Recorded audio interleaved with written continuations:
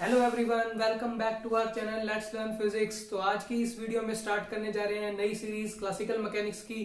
Complete classical mechanics करेंगे और साथ में क्वेश्चंस भी डिस्कस करेंगे और थ्योरी भी करेंगे। तो शुरू करते हैं। सबसे पहले क्लासिकल मैकेनिक्स पढ़ने से पहले ये जान लेते हैं ये कितने मार्क्स की आएगी। तो 30 से 35 मार्क्स की आएगी नेट जेआरएफ के अंदर, जो कि बहुत होते हैं, 15% ऑफ दी कंप्लीट।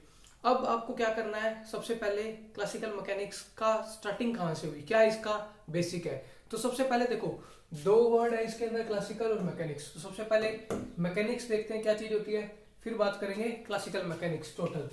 तो दो तरह के अपने पास चीज हो सकती है, बॉडी दो तरह के में हो सकती है, एक तो मोशन में और एक रेस्ट में। तो उसके अकॉर्डिंग दो तरीके की चीज है, स्टैटिक्स और मैकेनिक्स।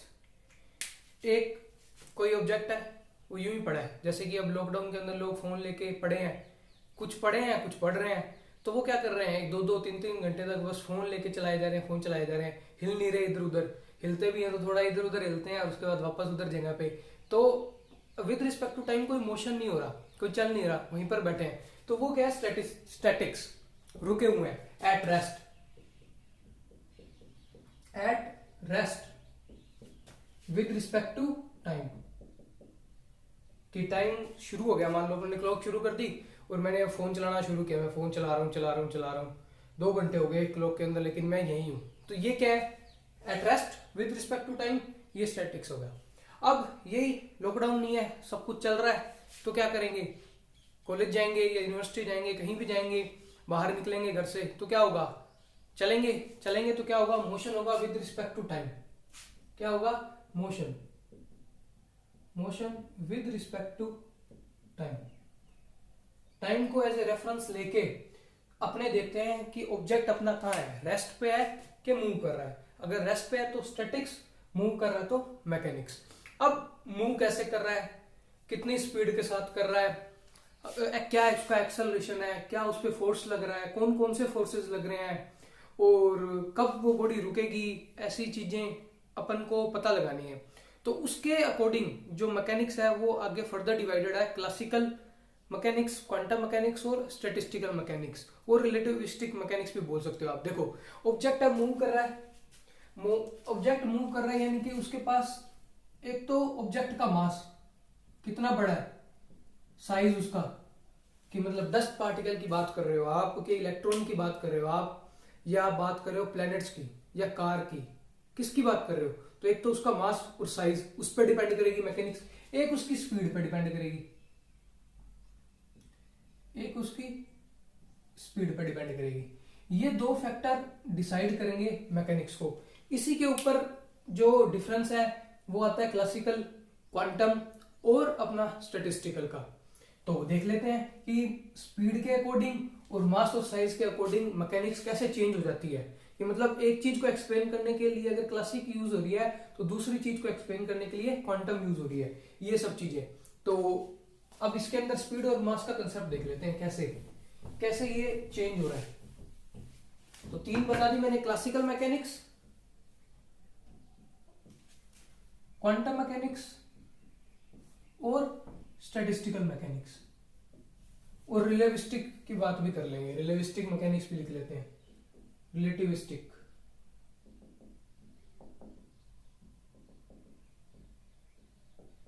ठीक है, क्लासिकल मैकेनिक्स की क्या खासियत है, देखो इसके अंदर जो अपने पार्टिकल का साइज होगा, जो उसका साइज और मास होगा, वो क्या होगा, डस्ट पार्टिकल से लेके, यानी कि एक रेंज बता रहा हूं मैं, इस रेंज के अंदर आ सकता है डस्ट पार्टिकल से लेके प्लैनेट्स के साइज तक, अर्थ हो गया, सन हो गया, सब बड़े बड़े ह्यूज प्लैनेट्स तक से लेके छोटी सी जो आपकी धूल की कण होती है वहां तक। यानी कि इसके अंदर जो पार्टिकल का साइज है ना, नॉट टू स्मॉल, और उसकी रेंज मैं लिख देता हूं यहां पे, रेंज अपने मान लेते हैं डस्ट पार्टिकल से लेके प्लैनेट्स। अब इसके अंदर आपका कोई ऑब्जेक्ट है, जैसे कि कोई कार हो गया, बॉल हो गया, या कोई मैन हो गया, कुछ भी हो गया, वो किसके अंदर आएगा, क्लासिकल मैकेनिक्स से। ये तो बात होगी उसके मास पे और साइज पे। अब बात कर लेते हैं स्पीड पे। स्पीड पे बात करेंगे तो स्पीड इसके अंदर क्या होती है, देखो एक तो स्पीड ऑफ लाइट c 3 × 10⁻⁸, इससे ज्यादा तो कोई चल ही नहीं सकता। अब इससे जो यहाँ पे ऑब्जेक्ट मूव कर रहा है उसकी स्पीड क्या होगी, very very small as compare to this speed of light. तो जिस वेलोसिटी के साथ पार्टिकल मूव कर रहा है, velocity is very small as compare to speed of light. इसके कंपैरिजन में जो वेलोसिटी अपने पार्टिकल की होगी, जैसे कि 10 मीटर पर सेकंड हो गया, 20 मीटर पर सेकंड हो गया, तो ये इस 3 × 10⁸ मीटर पर सेकंड के विद रिस्पेक्ट टू कितना कम है, बहुत कम है, नेग्लिजिबल है।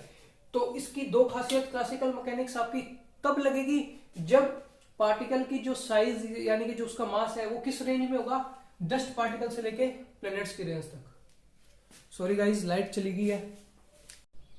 तो इसमें क्या बताया, इसमें रेंज कितनी होगी, डस्ट पार्टिकल से लेके प्लैनेट्स के साइज तक, ठीक है। और velocity is very small as compare to speed of light, ठीक है। अब बात करते हैं क्वांटम मैकेनिक्स की।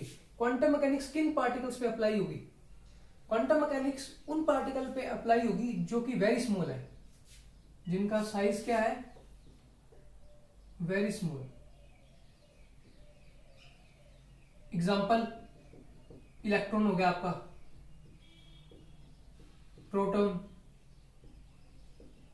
न्यूट्रॉन, ये सब क्या है, बहुत छोटे पार्टिकल है। इनका मास कितना है, 10⁻⁻31 kg, 10⁻⁻27 kg, ये बहुत ज्यादा स्मॉल है, ठीक है। इनकी जो रेडियस है यानी कि जो न्यूक्लियस है, इसकी रेडियस है अप्रोक्सीमेटली 10⁻−10 यानी कि 1 एंगस्ट्रॉम के आसपास, 2 एंगस्ट्रॉम के आसपास, बहुत स्मॉल है।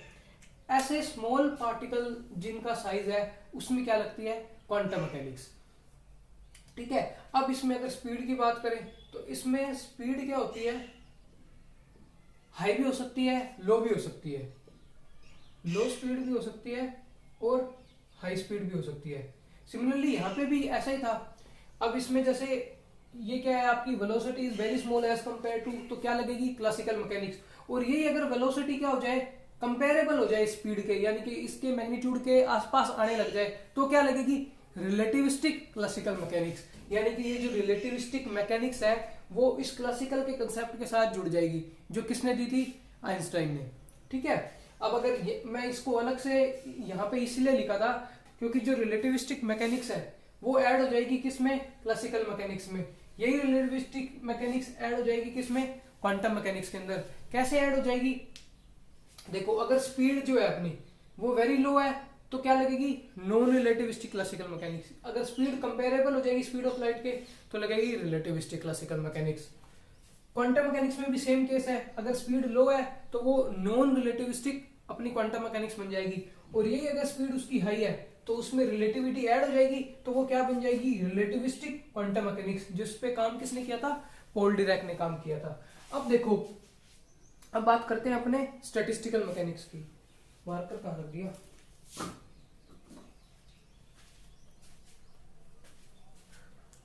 अब अपने बात करते हैं किस पे, स्टैटिस्टिकल मैकेनिक्स पे।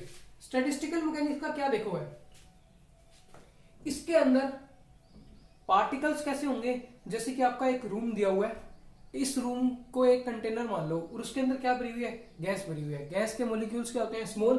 तो इसमें भी जो पार्टिकल्स हैं वो साइज कैसा है उनका, वेरी स्मॉल,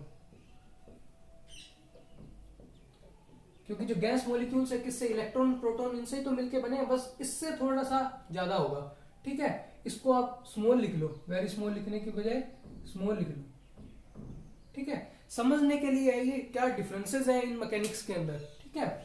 ऐसे कोई एग्जैक्ट नहीं है कि भाई इसमें साइज स्मॉल लिखना है, इसमें वेरी स्मॉल लिखना है, ये कोई नहीं पूछेगा, बट ये अपनी अंडरस्टैंडिंग के लिए है। इसमें साइज क्या करेंगे अपने, स्मॉल। इसमें क्या खासियत है, इसमें स्पीड कैसी होती है,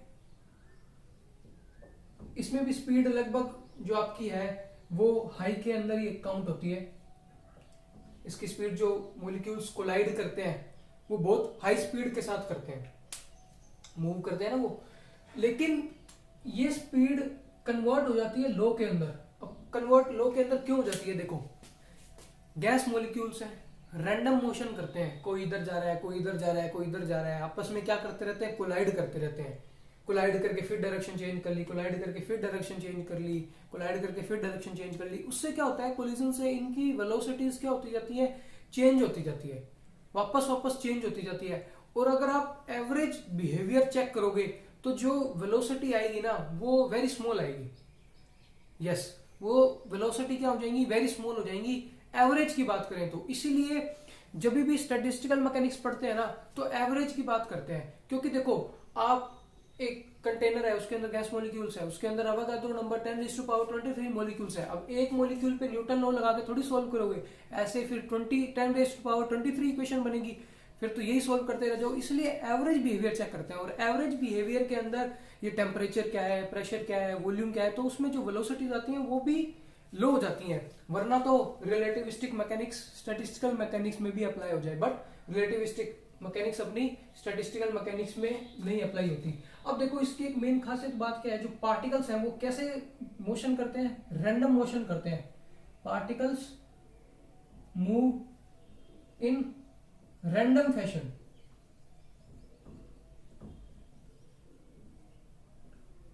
रैंडम फैशन के अंदर क्या करते हैं, पार्टिकल्स आपके मूव करते हैं। और क्लासिकल मैकेनिक्स में क्या खासियत है, अगर मैं क्लासिकल मैकेनिक्स और स्टैटिस्टिकल मैकेनिक्स को डिफरेंशिएट करना चाहूं तो क्लासिकल मैकेनिक्स के अंदर आपका जो पार्टिकल्स है वो एक फिक्स डायरेक्शन में मूव करता है। अगर मैं मूव कर रहा हूं, अगर मेरी स्टडी हो रही है तो मैं एक ही डायरेक्शन में मूव करूंगा। अगर कोई कार जा रही है तो वो एक ही डायरेक्शन में जाएगी।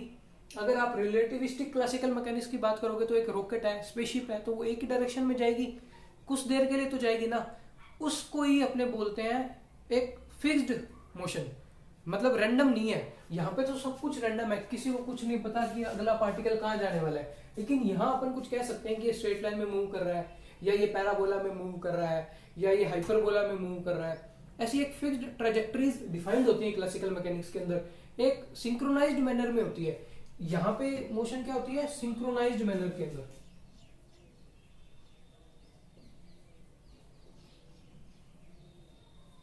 सिंक्रोनाइज्ड मैनर के अंदर। अब इसी के अंदर आप रिजिड बॉडी का कंसेप्ट भी समझ सकते हो कि रिजिड बॉडी क्या होती है। अपने रिजिड बॉडी तो है, एक कार है, कार एक रिजिड बॉडी तो है। ये ऐसी सी कार बना सकता हूं मैं तो। अब ये कार है, कार रिजिड बॉडी कैसे है, देखो इसके अंदर जो भी पार्टिकल्स, बहुत सारे पार्टिकल्स से बनके मिली है कार।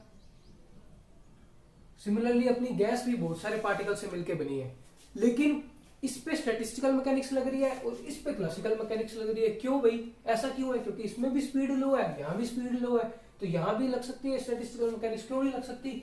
ये जो पार्टिकल्स है ना जिससे ये मिलके बना है, इनके बीच की डिस्टेंस फिक्स रहती है। कभी ऐसे देखा है कार चलते चलते छोटी हो रही है, बड़ी हो रही है, छोटी हो रही है, बड़ी हो रही है, एक पहिया इधर जा रहा है, एक पहिया इधर जा रहा है, ऐसा होता है क्या? नहीं, एक फिक्स्ड मोशन होता है उसका, एक सिंक्रोनाइज्ड मैनर में होता है, इसीलिए इसको बोलते हैं रिजिड बॉडी। और जो रिजिड बॉडी की डेफिनेशन को क्या बोलते हैं कि जो दो पार्टिकल्स हैं उनके बीच की डिस्टेंस है वो कभी भी चेंज नहीं होती। दो पार्टिकल्स हैं उनके बीच की डिस्टेंस कभी चेंज नहीं होगी। मतलब अगर ये चल रहा है तो ये भी चल रहा है, दोनों एक साथ चलेंगे सिंक्रोनाइज्ड मैनर के अंदर। बट स्टैटिस्टिकल मैकेनिक्स में क्या है, एक बार के लिए तो ये इधर है, फिर ये इधर जा रहा है, ये किसी से भिड़ गया तो ये इधर जा रहा है, ये इससे भिड़ गया तो कहीं और जा रहे हैं, कुछ नहीं पता। इनका मोशन कभी आपस में यही भिड़ जाएंगे, कभी ये दूर चले जाएंगे, तो इनके बीच की जो डिस्टेंस है वो कम ज्यादा होती जा रही है। इसीलिए इसको बोलते हैं रैंडम फैशन और इसको बोलते हैं सिंक्रोनाइज्ड मैनर में जो चल रहा है। इसीलिए इस पे लग रही है क्लासिकल, यहाँ लग रही है स्टैटिस्टिकल।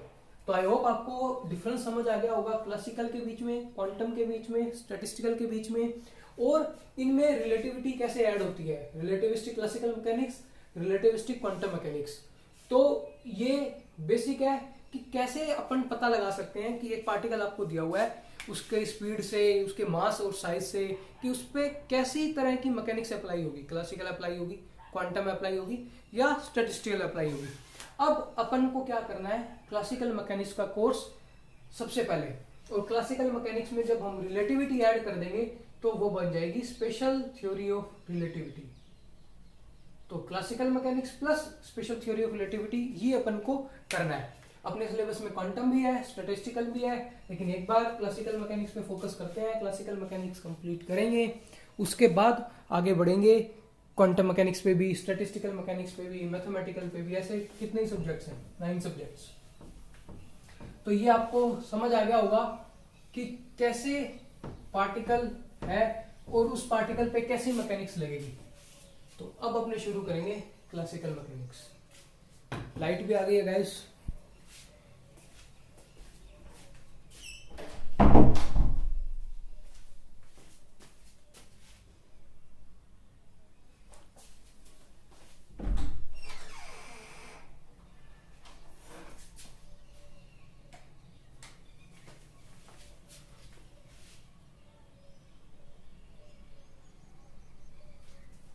तो अब सबसे पहले स्टार्ट करते हैं क्लासिकल मैकेनिक्स। तो classical mechanics over the period of time, classical mechanics over the period of time evolve हुई। जैसे फिजिक्स भी पहले एरिस्टोटल, न्यूटन ये सब इन्होंने दी, उसके बाद ग्रेविटेशन, और बढ़ते बढ़ते आज अपने न्यूक्लियस की भी स्टडी कर रहे हैं। जो न्यूक्लियस के अंदर कॉन्स्टिट्यूएंट पार्टिकल्स हैं उसकी भी स्टडी कर रहे हैं। धीरे धीरे इवॉल्व हुई। सिमिलरली क्लासिकल मैकेनिक्स का भी यही हाल था, ये भी धीरे धीरे इवॉल्व हुई। सबसे पहले जो अपन बेसिक पढ़ते हैं वो है न्यूटोनियन मैकेनिक्स। न्यूटोनियन मैकेनिक्स जो कि शायद 8th क्लास में आ गई थी। Newton laws, Newton first law, Newton second law, उसके बाद 9th या 10th के अंदर ग्रेविटेशन भी आ गया था। तो ये सबसे बेसिक है और ये बहुत पुरानी है, अबाउट 1600 सेंचुरी के आसपास की है ये, 1600 सेंचुरी। और उसके बाद ये न्यूटन ने दी थी। उसके बाद धीरे धीरे क्या हुआ, इवॉल्व हुआ। इसके अंदर कुछ खामियां होगी तभी इस पे आगे वर्क होगा। और फिर सेकंड अप्रोच अपनी आई, लैग्रांजियन अप्रोच।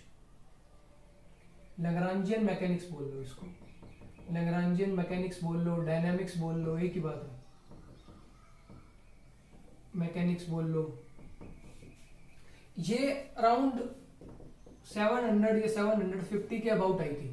न्यूटन जो थे वो एक फिजिसिस्ट थे, समझ आती है, उन्होंने फिजिक्स के बारे में दिया। बट ये जो लैग्रांज थे ना, ये मैथमेटिशियन थे। इन्होंने एक तरीका डेवलप किया क्लासिकल मैकेनिक्स की प्रॉब्लम को इजीली सोल्व करने का। वो प्रॉब्लम्स सोल्व तो न्यूटोनियन मैकेनिक्स से भी हो जाएगी, बट लेकिन टफ पड़ेगी, थोड़ी बहुत ज्यादा टफ हो जाएगी, इक्वेशंस ज्यादा बन जाएंगी, उसे सोल्व करने में प्रॉब्लम आएगी। लेकिन लैग्रांजियन ने एक ऐसा मेथड, ऐसी टेक्निक, ऐसी अप्रोच निकाल ली कि आप क्या कर सकते हो, उसी प्रॉब्लम को इजीली सोल्व कर सकते हो। और इसकी जो अप्रोच है उसके अंदर मेन आइडिया क्या है, काइनेटिक एनर्जी। मेन आइडिया क्या है, काइनेटिक एनर्जी। इसके अंदर न्यूटोनियन मैकेनिक्स के अंदर जो मेन आइडिया था, सेंट्रल आइडिया क्या था, फोर्स। इसका जो सेंट्रल आइडिया था वो था फोर्स। उस फोर्स से क्या होगी, मोशन। फोर्स कैसी क्वांटिटी है, वेक्टर क्वांटिटी। बट लैग्रांजियन ने क्या दिया, T minus V, where T is kinetic energy, V is potential energy. मतलब लैग्रांजियन ने जो मेथड बनाया वो काइनेटिक एनर्जी पे बेस्ड था। इसका सेंट्रल आइडिया काइनेटिक एनर्जी था। काइनेटिक एनर्जी के कारण मोशन हो रही है, काइनेटिक एनर्जी, पोटेंशियल एनर्जी, इनके कारण मोशन हो रही है। और आपको पता है काइनेटिक एनर्जी, पोटेंशियल एनर्जी क्या है, स्केलर। स्केलर के साथ मैथमेटिक्स खेलना आसान है कि वेक्टर के साथ, स्केलर के साथ कैसे भी ऐड कर दो, कैसे भी सब्ट्रैक्ट कर दो, मल्टीप्लाई कर दो, डिवाइड तक कर दो। यहां तो डिवाइड भी नहीं कर सकते वेक्टर के अंदर। तो इसीलिए जो लैग्रांजियन अप्रोच है वो आपकी इजी पड़ती है एज कंपेयर टू न्यूटोनियन। क्यों, क्योंकि उसके अंदर जो क्वांटिटीज इन्वॉल्व हो रही हैं, जैसे कि आपकी ये लैग्रांजियन T माइनस वी, ये एनर्जी है, एनर्जी स्केलर है, इसके कारण मोशन हो रही है। यहाँ पे फोर्सेज है, फोर्सेज के कारण मोशन हो रही है। और फोर्स एक वेक्टर क्वांटिटी है, तो हमें डिफाइन करने पड़ेंगे कौन से फोर्स लग रहे हैं, किस डायरेक्शन में लग रहे हैं, और इसी चक्कर में अपन गलत कर देते हैं काम। अब तीसरी अप्रोच अपनी आती है हैमिल्टोनियन।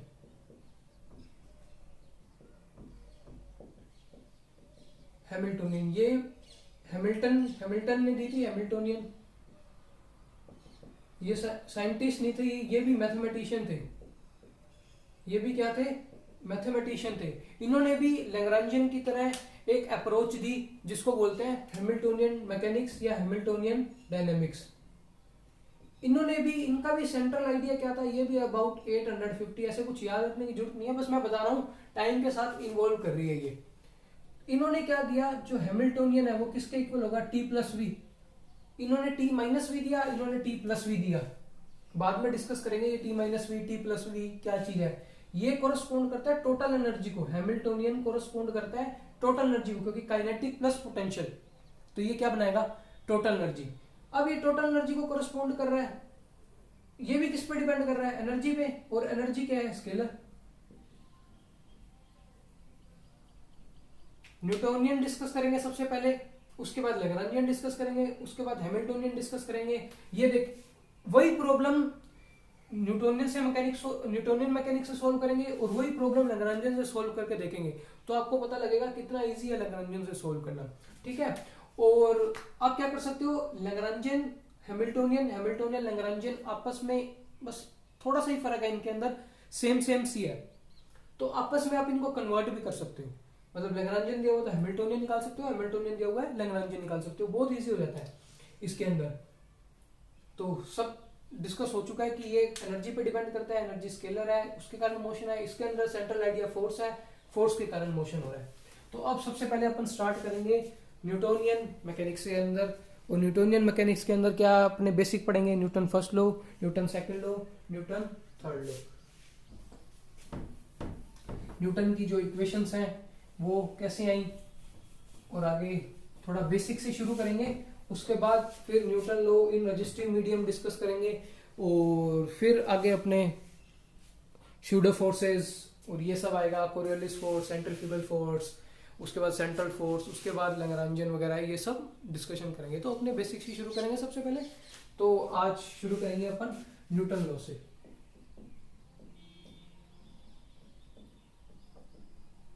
न्यूटन्स लॉ, तो सबसे पहले फर्स्ट लॉ,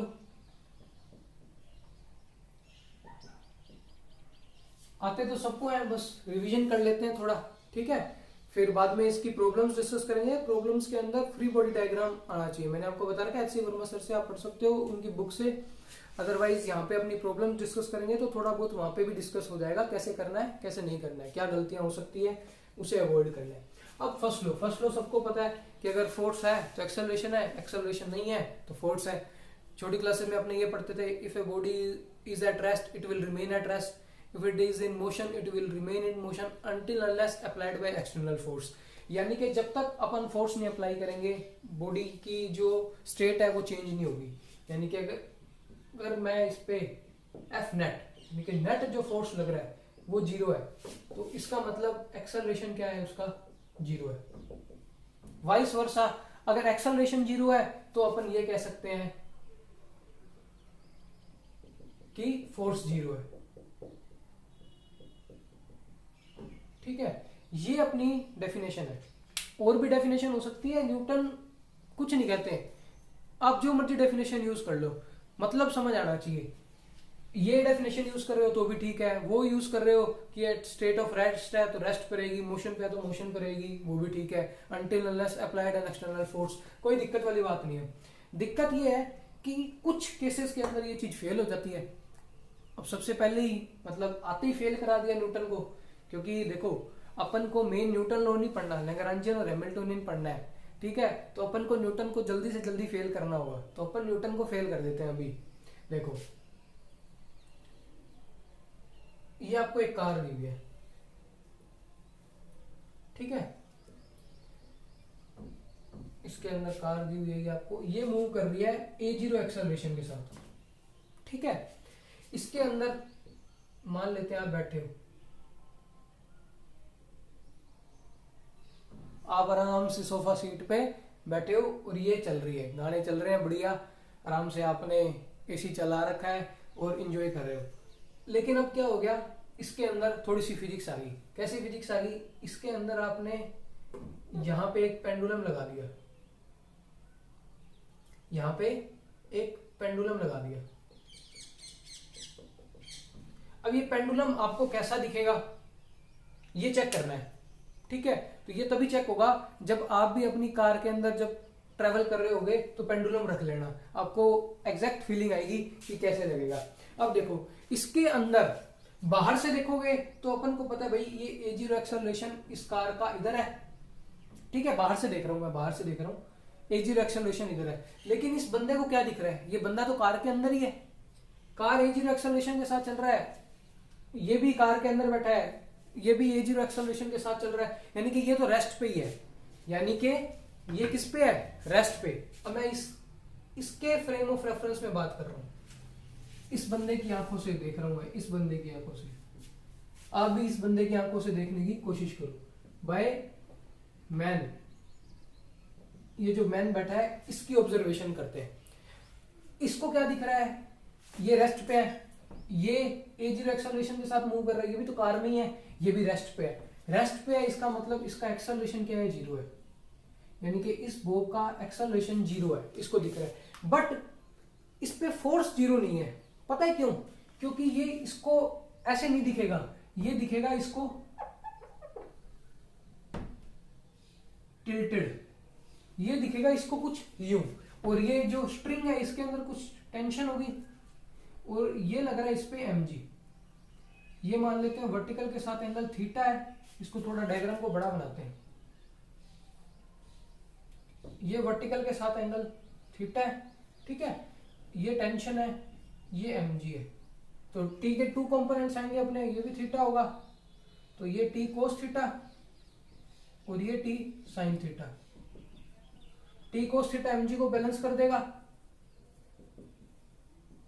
और t sin थीटा देखो एक्स्ट्रा रहेगा अपना फॉरवर्ड डायरेक्शन के अंदर, और अपना एक्सेलरेशन 0 दिख रहा है, इस बंदे की आंखों से देखेंगे तो ये रेस्ट पे है, क्योंकि ये भी A0 से मूव कर रहा है, कार A0 से मूव कर रही है, तो ये भी A0 से मूव कर रहा है, और ये पेंडुलम भी A0 से मूव कर रहा है, इसका मतलब सभी एक ही सिंक्रोनाइज्ड फैशन में चल रहा है, तो अपन को क्या लगेगा, ये रेस्ट पे है, रेस्ट पे है मतलब एक्सेलरेशन 0 है, बट F नेट 0 नहीं है, t cos थीटा तो mg को बैलेंस कर रहा है, लेकिन t sin थीटा का आगे की तरफ फोर्स अपना रह गया, यानी कि F नेट क्या है, 0 नहीं है। अब ऐसा, ये तो अपना न्यूटन फर्स्ट लॉ आते ही फेल हो गया भाई, ऐसा क्यों हुआ, क्योंकि देखो ये मूव कर रहा है A0 एक्सेलरेशन के साथ, ये मूव कर रहा है A0 एक्सेलरेशन के साथ, इसलिए ये फेल हो गया। अगर ये यहाँ पे एक्सेलरेशन ना होता तो ये अपना फेल ना होता। ऐसा क्यों, क्योंकि ये जो न्यूटन का फर्स्ट लॉ है वो उसी फ्रेम्स के अंदर वैलिड होता है जो जिसके अंदर एक्सेलरेशन 0, जिसके अंदर एक्सेलरेशन 0। तो इसके अंदर दो तरीके के फ्रेम्स ऑफ रेफरेंसेस होते हैं, एक होता है आपका इनर्शियल फ्रेम ऑफ रेफरेंसेस, एक होता है आपका non inertial frame of references. अब non inertial frame of reference ये वाला है जो A0 के साथ मूव कर रहा है, यानी कि वो वाले जो कि मूव करते हैं, मूव विद सम एक्सेलरेशन, जो एक्सेलरेशन के साथ मूव कर रहे हैं वो क्या होंगे, अपने नॉन इनर्शियल, और जिसके अंदर एक्सेलरेशन 0 होगा वो क्या होंगे, इनर्शियल। और अपना जो न्यूटन का फर्स्ट लॉ है वो वैलिड होता है इनर्शियल केसेस के अंदर, नॉन इनर्शियल के अंदर देखो फेल हो गया, फेल हो गया तो क्या अपने मैकेनिक्स से चेंज करते हैं पूरी, नहीं, क्या करते हैं, थोड़ी सी मॉडिफिकेशन करते हैं। अगर मैं ये जो A0 है और इसका जो मास है, मैं अगर पीछे की तरफ एक फोर्स ले लूं ma0 जो कि इसको बैलेंस कर दे t sin थीटा को,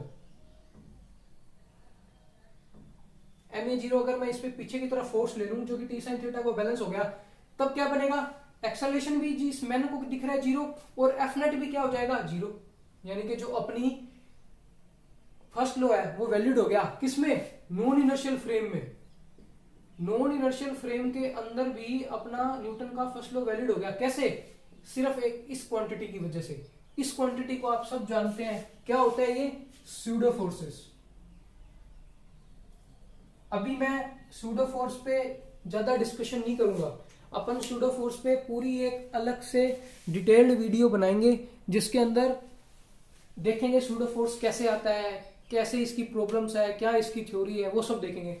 बट यहाँ पे बस एक इतना सा समझ लो कि जो न्यूटन का फर्स्ट लॉ है आपका सिर्फ वैलिड होगा इनर्शियल फ्रेम ऑफ रेफरेंसेस में, और non inertial frame of reference में वो वैलिड नहीं होगा, उसमें थोड़े से चेंजेस लेके आने होंगे। और वो चेंजेस क्या होंगे? Pseudo force. स्यूडो मतलब वो है नहीं, लेकिन अपने इस मैकेनिक्स को, न्यूटन के फर्स्ट लॉ को वैलिड करने के लिए ये अप्लाई कर रहे हैं, ठीक है, जो बैलेंस कर रहा है इसको। ये हमेशा जैसे इधर की तरफ मोशन कर रहा है तो पीछे की तरफ लगेगा, अगर मोशन इधर हो रहा होता तो इधर की तरफ लगता है, यानी कि माइनस साइन अपोजिट करके अपोजिट डायरेक्शन में लगा देना, मतलब इस डायरेक्शन में जा रहा है तो अपोजिट करके इस डायरेक्शन में लगा दिया आपने, ये सूडो फोर्स है। तो अब इसका डिस्कशन आगे ज्यादा नहीं करेंगे कि सूडो फोर्स क्या है क्या नहीं, वो बाद में करेंगे, लेकिन अब बात करते हैं इनर्शियल फ्रेम पे और non inertial frame of reference पे। तो non inertial frame of references are those frame of references which move with some acceleration, so Newton law cannot be applied to it. We have to modify the Newton law to apply or to explain the mechanics of the motion. And inertial frame of references are those frame of references in which Newton's law are valid and they have acceleration zero. अब हम अपने किसके respect में देखते हैं? देखो एक car चल रही है आपके सामने, आप अर्थ पे खड़े हो, ठीक है, कार चल रही है, आप कहते हो कि कार चल रही है मैं रुका हूं, ये किसके रिस्पेक्ट में बोलते हो? इस अर्थ के विद रिस्पेक्ट टू। और अर्थ को अपन क्या कंसीडर करते हैं? Inertial frame of reference. Earth को क्या कंसीडर करते हैं? इनर्शियल फ्रेम ऑफ रेफरेंस, ठीक है। अभी इसी कोर्स के अंदर जब अपने आगे बढ़ेंगे तब आप देखोगे कि अर्थ अपना नॉन इनर्शियल बन जाएगा, क्योंकि अर्थ क्या करती है? रोटेट करती है अपने एक्सिस के अबाउट, रोटेट करती है। तो बाद में पढ़ेंगे कि ये जो रोटेटिंग फ्रेम्स होते हैं वो नॉन इनर्शियल होते हैं भाई, लेकिन अभी के लिए अर्थ को एक इनर्शियल फ्रेम ऑफ रेफरेंस समझो। भाई ये क्या बात कह रहे हो? अभी तो कह रहे हो कि ये इनर्शियल है, कभी कह रहे हो ये नॉन इनर्शियल है, कैसे कैसे? तो इसका एक बेसिक सा एक्सप्लेनेशन है। देखो अपने जो डेली लाइफ के अंदर जो भी कार चल रही है, मैं चल रहा हूं, कुछ भी हो रहा है, उसकी वेलोसिटीज कितनी होती है? लगभग कितनी होगी? 10 मीटर पर सेकेंड, 20 मीटर पर सेकेंड, या आप किसी डिवाइस से मेजर कर रहे हो, ठीक है, या आप किसी डिवाइस से मेजर कर रहे हो। अब जो अर्थ का एक्सेलरेशन है वो इतना स्मॉल है, इतना स्मॉल है कि अगर मैं इसमें इसको ऐड भी कर दूं ना, मतलब मैं अर्थ को नॉन इनर्शियल ले लूं और मैं उन चीजों को इसके अंदर ऐड कर दूं, तो आपका पता है क्या होगा? कोई चेंजेस ही नहीं आएंगे। कैसे? अपने जो डिवाइसेस है वो इतने सेंसिटिव ही नहीं है कि वो उस जो माइन्यूट सा डेविएशन आएगा उसको मेजर कर सके। अपने पास ऐसे डिवाइसेस ही नहीं है। लेकिन अगर हाँ डिवाइसेस अगर ऐसे आ जाएं जो कि बहुत एक्यूरेसी के साथ, बहुत ज्यादा एक्यूरेसी के साथ वर्क कर रहे हैं, तो वो क्या करेंगे? इस छोटी से भी छोटी डेविएशन को मेजर कर लेंगे और आपको बता देंगे ये इतना डिफरेंस है आपके अर्थ को इनर्शियल कंसीडर करने में और नॉन इनर्शियल कंसीडर करने में। तो ना एक क्वेश्चन बड़ा पॉपुलर है, अभी तो हायर लेवल पे तो नहीं होता, बट जो लोअर लेवल है ना उसमें बड़ी कंफ्यूजन होती है कि अर्थ को इनर्शियल लें नॉन इनर्शियल लें। वो डिपेंड करता है सिचुएशन पे कि आप किस सिचुएशन में वर्क कर रहे हो। आप कार और खुद के साथ वर्क कर रहे हो, ये सब जो छोटी मोटी वेलोसिटीज के साथ वर्क कर रहे हो तो चल जाता है, आप उसे inertial frame of references consider कर सकते हो अर्थ को। बट अगर बात हो रही हो उसके रोटेशन की पोल पे, नॉर्थ पोल पे, साउथ पोल पे कुछ ऑब्जेक्ट्स को ड्रॉप कर रहे हैं, तो उसके जो मोशन के कारण कुछ चेंजेस आ जाते हैं, तो उसके कारण अर्थ नॉन इनर्शियल बन जाती है। तो अपन को ये ध्यान में रखना है कि जब अपन वर्क करते हैं ना उनकी वेलोसिटीज वेरी स्मॉल होती है। एक्सेलरेशन कितना होता है? 2 मीटर पर सेकंड स्क्वायर, 10 मीटर पर सेकंड स्क्वायर तो ग्रेविटी का आ गया, बस इतना ही एक्सेलरेशन होता है। अब इतने छोटे छोटे एक्सेलरेशन है और उसकी वैल्यू बहुत स्मॉल है, तो जो डेविएशन आता है वो इतना स्मॉल होता है कि वो फर्क नहीं पड़ता उससे, मतलब अपनी जो मैकेनिक्स है उस पर कोई ज्यादा इफेक्ट नहीं पड़ता। इसीलिए हम उसे क्या ले लेते हैं? Inertial frame of reference consider कर लेते हैं। अदरवाइज वो non inertial frame of reference ही है। अगर आपको हाई एक्यूरेसी में काम करना है बहुत ज्यादा, जिसके अंदर थोड़ी सी डेविएशन के कारण भी बहुत चेंज आया, ड्रास्टिक चेंज आ जाएगा, तो उसमें आपको क्या करना पड़ेगा? अर्थ को नॉन इनर्शियल कंसीडर करना ही पड़ेगा। तो ये बात होगी अपनी इनर्शियल फ्रेम ऑफ रेफरेंसेस की और non inertial frame of references की, कि कब आपको न्यूटन का लॉ अप्लाई करना है, कैसे अप्लाई करना है, क्या मॉडिफिकेशन करनी है, ये सब अपन ने डिस्कस कर लिया। अब देखो न्यूटन का सेकंड लॉ, अब न्यूटन का सेकंड लॉ मैं किस में डिफाइन करूंगा, इनर्शियल फ्रेम ऑफ रेफरेंस में, ठीक है। अभी मैं non inertial frame of reference की बात ही नहीं करूंगा, बाद में जब अपने इनर्शियल फ्रेम ऑफ रेफरेंसेस अच्छे से कर लेंगे, उसके प्रॉब्लम्स कर लेंगे, तब अपने चलेंगे सूडो फोर्स पे, फिर अपन देखेंगे non inertial frame of reference, ठीक है। इसलिए अभी जो मैं न्यूटन का सेकंड लॉ डिफाइन कर रहा हूं, न्यूटन का जो मैं सेकंड लॉ डिफाइन कर रहा हूं, मैं डिफाइन ऐसे करूंगा, कैसे कि in inertial frame of reference, in inertial frame of reference जो अपना फोर्स होता है वो किसके इक्वल होता है, मास टाइम्स एक्सेलरेशन, और we can also write it as dp by dt। This is Newton law कि आपको कोई ऑब्जेक्ट दिया हुआ है जिसका मास m है, वो a एक्सेलरेशन के साथ इस डायरेक्शन में मूव कर रहा है, तो फोर्स भी इसी डायरेक्शन में लगेगा, और उसका मैग्नीट्यूड कितना होगा, मास टाइम्स एक्सेलरेशन, और डायरेक्शन क्या होगी ये, क्योंकि फोर्स क्या है, एक वेक्टर क्वांटिटी, तो उसका मैग्नीट्यूड भी पता होना चाहिए, उसका एक्सेलरेशन भी पता होना चाहिए। तो न्यूटन का सेकंड लॉ मैंने किस में डिफाइन किया है, बस ये ध्यान रखना, इनर्शियल फ्रेम ऑफ रेफरेंस। जहां भी आपको कुछ नॉन इनर्शियलिटी दिखे, जैसे कि अभी अपने प्रॉब्लम्स करेंगे लेकिन बाद में करेंगे, अगर नॉन इनर्शियलिटी दिखती है तो ये फोर्स अप्लाई नहीं होगा, इसमें कुछ चेंजेस आ जाएंगे। जैसे अब ये बॉडी एक्सेलरेशन से इधर मूव कर रही थी, ठीक है, इसके अंदर आपने कोई एक और बॉडी रख दी, ठीक है, कोई एक और बॉडी इसके अंदर रख दी, तो आप क्या करोगे, मॉडिफिकेशन करने के लिए इस पे क्या फोर्स लगेगा, उल्टी डायरेक्शन के अंदर, जो भी इसका मास है, इसका मास मान लेते हैं कैपिटल एम है, तो इस डायरेक्शन के अंदर एम ए लगेगा, और वो अपनी जो न्यूटन लॉ को वैलिड कर देगा। तो वो तो चेंज करना पड़ा ना, मॉडिफाई करना पड़ा इस लॉ को, यानी कि जो अब आपका एफ नेट है वो कितना है, M A minus this M A, change हो गया। इसीलिए मैं बात कर रहा हूं एक बार non inertial frame of reference, sorry, अभी अपने बात करेंगे इनर्शियल फ्रेम ऑफ रेफरेंस पे, क्योंकि नॉन इनर्शियल के अंदर इसको चेंज करना पड़ेगा, वो मैं अभी करना नहीं चाहता, वो बाद में डिस्कस करेंगे, ठीक है। तो Newton second law is complete. अब न्यूटन थर्ड लॉ की बात करते हैं। सबको पता है न्यूटन थर्ड लॉ कि for every action there is equal and opposite reaction, but थोड़ी सी दिक्कत है इसके अंदर। क्या दिक्कत है, देखो, थर्ड लॉ सब ये लिख देते हैं कि every action has equal and opposite reaction।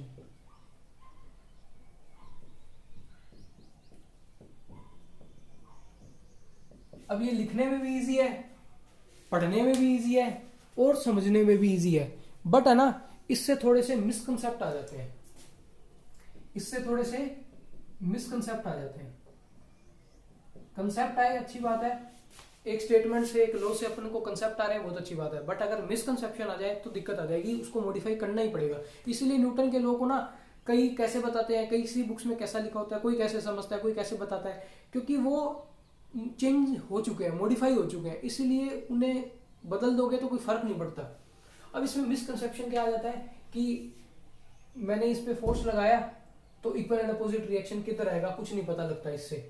तो इसीलिए इसका मोर इलेबोरेशन मैनर के अंदर अपन कैसे स्टेटमेंट बनाएंगे कि अगर मैं एक बॉडी पे फोर्स लगा रहा हूं, ठीक है, मैं एक बॉडी पे फोर्स लगा रहा हूं, तो दूसरी बॉडी मुझ पे फोर्स लगाएगी, यानी कि force on 2/1 is equal and opposite to force on 2/1, ठीक है। यानी कि दो ऑब्जेक्ट्स दिए हुए हैं आपको, ये 1 ये 2, इस पे ये इधर फोर्स, इस पे इधर फोर्स लग रहा है, कौन लगा रहा है, F2 अपनी तरफ खींच रहे हैं, तो इस 2 को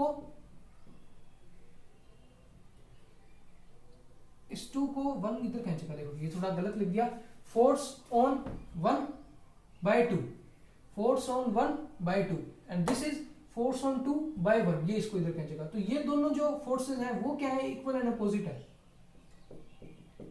मैग्नीट्यूड दोनों का क्या है, इक्वल, और डायरेक्शन क्या है, अपोजिट। यानी कि जो अपना ये एक्शन रिएक्शन है, इक्वल अपोजिट रिएक्शन तो लिखा ही नहीं, यहां रिएक्शन आएगा। ये जो रिएक्शन पेयर है वो 2 डिफरेंट ऑब्जेक्ट्स पे वर्क करेगा, 2 डिफरेंट ऑब्जेक्ट्स या 2 डिफरेंट बॉडीज की बात कर रहा हूं मैं, ठीक है, जब भी एक्शन रिएक्शन पेयर की बात होगी। अब एक और मिसकंसेप्शन, अभी भी ये फोर्स अभी भी ये जो लॉ है वो कंप्लीट नहीं हुआ। क्यों नहीं कंप्लीट हुआ, देखो मैं क्या कहता हूं, ये एक पार्टिकल है 1, ये एक पार्टिकल है 2, इस पे इधर फोर्स लग रहा है, इस पे इधर फोर्स लग रहा है, ये भी देख लो इक्वल एंड अपोजिट है, ये भी इतना ही है, ये भी इतना ही है, ठीक है, मतलब मैग्नीट्यूड इसका इक्वल है। अपोजिट कैसे है, इसका एक कंपोनेंट इस डायरेक्शन में आएगा, इसका एक कंपोनेंट इस डायरेक्शन में आएगा जो कि कैंसिल कर देगा, इसका एक कंपोनेंट इस डायरेक्शन में आएगा, इसका एक कंपोनेंट इस डायरेक्शन में आएगा जो कि एक दूसरे को कैंसिल कर देगा। But this is not valid, ये अपना न्यूटन थर्ड लॉ नहीं है, ये न्यूटन थर्ड लॉ नहीं है। न्यूटन थर्ड लॉ कहता है जो आपका फोर्स है वो क्या होना चाहिए, along the line joining, along the line joining the two different bodies, जो उन पास करेगी उनके सेंटर ऑफ मास से, जो पास करेगी उनके सेंटर ऑफ मास से, उस पे अप्लाई होगा अपना न्यूटन थर्ड लॉ। वहां होगा F12 इक्वल टू F21। ऐसे नहीं आप कहीं भी किसी भी डायरेक्शन में ले लोगे, नहीं। इसीलिए एक और चीज इसमें अपन ऐड कर देते हैं कि टू डिफरेंट ऑब्जेक्ट्स और along the line joining, along the line joining. अब इसकी स्टेटमेंट कंप्लीट हुई है कि force on particle 1/2 and force on particle 2/1 is equal and opposite. Also, it acts along the line joining the two particles. This is the most important statement. अब इस statement को याद रखने से मिसकंसेप्शन आ जाते हैं, लेकिन जो अभी मैंने स्टेटमेंट बताई है कि 1 पे 2 पे जो फोर्स लग रहा है, 2 जो 1 पे लगा रहा है वो इक्वल एंड अपोजिट है and along the line joining है, इससे कोई भी मिसकंसेप्शन कभी भी नहीं आ सकता। इससे अपन को ये भी पता लग रहा है टू डिफरेंट बॉडीज पे एक्ट करेगा, ठीक है, और इक्वल होगा, अपोजिट होगा और अलोंग द लाइन जोइनिंग करेगा। सारी बात इसके अंदर क्लियर हो चुकी है, अपना Newton first law, Newton second law, Newton third law clear हो चुका है। तो आज इस वीडियो के अंदर इतना ही करेंगे, उसके बाद अपन देखेंगे कुछ बेसिक क्वांटिटीज जैसे मोमेंटम, एंगुलर मोमेंटम, टॉर्क, ये सब बात करेंगे, फिर कुछ प्रॉब्लम्स करेंगे, फ्री बॉडी डायग्राम बनाना सीखेंगे। उसके बाद अपन चलेंगे जो आपका Newton law in resistive medium है, कि कैसे आप चल रहे हो और मान लो v वेलोसिटी के साथ चल रहे हो तो पीछे की तरफ आपको डैम्पिंग कर रही है, फोर्स लग रहा है जो कि प्रोपोर्शनल है वेलोसिटी के, प्रोपोर्शनल है वेलोसिटी के स्क्वायर के, या फिर कांस्टेंट रेजिस्टिव फोर्स लग रहा है, जैसे अपन चल रहे हैं तो अपन एयर रेजिस्टेंस अपन को लग रहा है, तो रजिस्टिव मीडियम में न्यूटन लॉ कैसे वैलिड होगा, ये सब चीजें डिस्कस करेंगे। और ये एग्जाम में आता भी है, जो आपको मैंने रजिस्टिव मीडियम वाला बताया है ये आता भी है। तो आई होप आपको आज की वीडियो अच्छी लगी होगी, तो अपने फ्रेंड्स के साथ शेयर कर देना और लाइक कर देना वीडियोस को, और चैनल को सब्सक्राइब कर दो। ये आपका पूरा क्लासिकल मैकेनिक्स का कोर्स यूं ही चलता रहेगा, कोई दिक्कत नहीं आएगी इसके अंदर। कोई भी प्रॉब्लम हो, आपको कोई भी डाउट हो, कमेंट सेक्शन में जरूर लिख देना। Thank you very much guys.